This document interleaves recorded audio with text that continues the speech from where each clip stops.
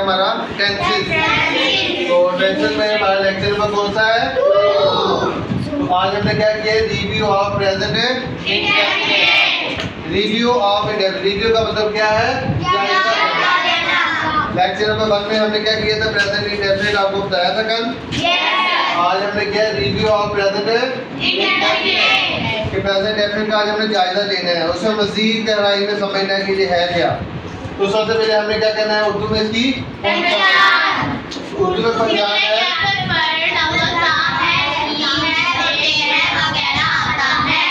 तो यहाँ पे आप लोगों की एक कंफ्यूजन थी बच्चों की, आपसे क्वेश्चन किया गया लेकिन आपको नहीं पता था।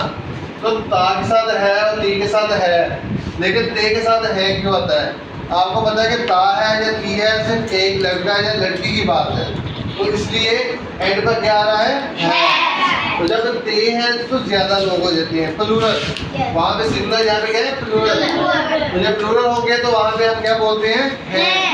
यहाँ पे मैंने आपको एक मिसाल दिया है कि अगर मैं कहूँ कि ये क्लास है, ये क्लास है मतलब कि एक, तो स्कूल के अंदर क्लासेस हैं, क्योंकि एक से ज्यादा क्लासेस हैं, तो हम क्या लफ्ज़ यूज करेंगे एंड पे? तो है की इंग्लिश होती है क्या? और है की इंग्लिश क्या होती है? ओके। जैसे हम ये क्लास है, इसके अंदर हम पढ़ते हैं there are many tables. There are many tables. यहाँ पे बहुत ज्यादा टेबल्स हैं। और यहाँ अगर यहाँ पे पंखा एक है तो मैं कहूँगा देयर इज वन फैन। यहाँ पे एक पंखा है नहीं है। तो आगे हम चलते हैं इंग्लिश पढ़ाने का तरीका। सबसे पहले हमने उर्दू में इसका पहचान बताइए आपको कि ता है, ती है। ये बताएगा कि फिक्रा प्रेजेंट इंडेफिनिट का है या नहीं।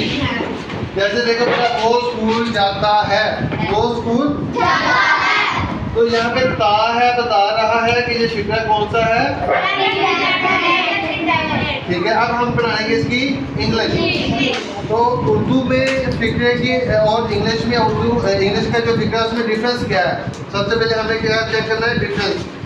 तो बेटा डिफरेंस हम कैसे चेक करेंगे? देखो कि जब वो स्कूल जाता है, इसमें पहले क्या आता है? इंग्लिश में क्या कहते हैं? उसके बाद क्या आता है? इंग्लिश में क्या कहते हैं? उसके बाद देखो बेटा, यहाँ पे इंग्लिश के अंदर पहले सब्जेक्ट है, उसके बाद क्या आता है? एंड पे। तो मेन डिफरेंस ये है कि सब्जेक्ट तो दोनों सेम है, उर्दू में भी सब्जेक्ट पे आता है और इंग्लिश में भी। जब हम वर्ब पे और ऑब्जेक्ट पे जाते हैं तो दोनों शफल हो जाते हैं, यानी कि इंग्लिश में पहले वर्ब आता है और उर्दू में ऑब्जेक्ट पहले आ जाता है और वर्ब चला जाता है। तो बात समझ आ गई यहाँ तक? यहाँ पे आप लोगों ने इंग्लिश बोला करनी है, तो इस चीज़ का खास ध्यान रखना है कि उर्दू में वर्ब जो है आपका क्या होता है? एंड पे आता है, और इंग्लिश में वर्ब आपका पहले आता है, ऑब्जेक्ट से पहले।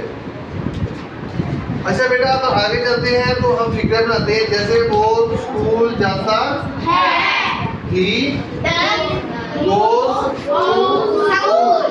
अब यहाँ पे बेटा LCDS का दावा हमने क्यों किया है? क्योंकि जब सिंपल सेंटेंस होगा और सिंगुलर होगा, एक इंसान होगा, तो वर्ब के साथ हम SCS का इजाफा करते हैं। He goes to school। आगे हम इसकी बेटा मनफी फिक्र बनाएंगे, नेगेटिव सेंटेंस। क्या बनाएंगे हम? तो नेगेटिव सेंटेंस बेटा देखिए, वो स्कूल नहीं जाता है, ये नहीं बता रहा है, ये फिक्रा कौन सा है?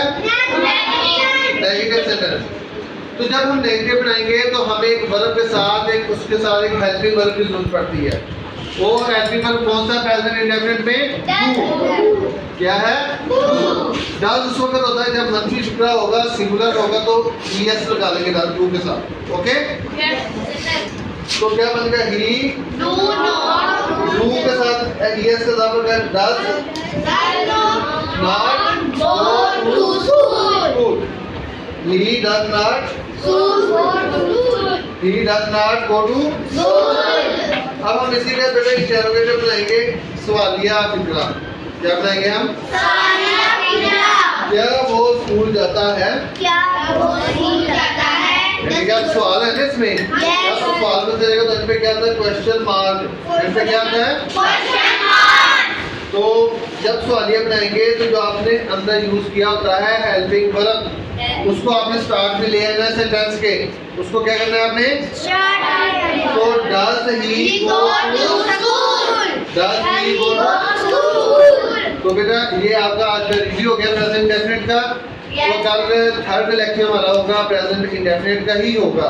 उसमें हमने क्या करना है वो भी रिव्यू होगा, लेकिन हमने कल सेंटेंसेस ज़्यादा से ज़्यादा बनाने की कोशिश करनी है। और आप लोगों ने भी बेटा कल 5 फिक्रे आपने घर से बना के लेके आने प्रेजेंट डेफिनेट के, और उनका नेगेटिव भी बनाना है और इंटरोगेटिव भी। ओके, क्लोज कर।